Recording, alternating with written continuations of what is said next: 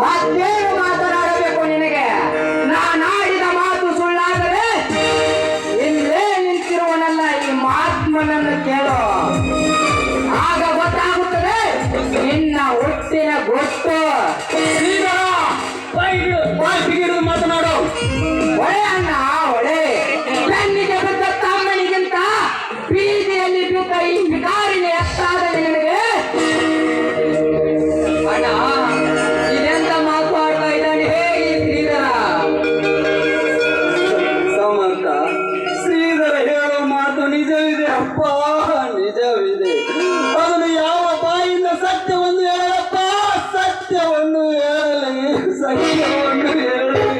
ಅಣ್ಣ ಅಣ್ಣ ಅದೇನಂತ ಹೇಳದಿದ್ದರೆ ನನ್ನ ಆಣೆ ಆದಿತ್ತು ಅಣ್ಣ, ನನ್ನ ಆಣೆ ಆದಿತ್ತು.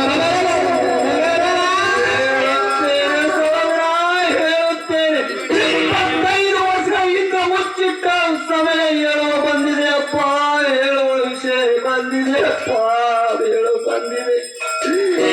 ಇಡೀ ಊರಿಗೆ ನಿಮ್ಮ ತಂದೆ ನಿಷ್ಠಾವಂತ ರೈತನಾಗಿದ್ದಪ್ಪ, ನಿಷ್ಠಾವಂತ ರೈತನಾಗಿದ್ದ.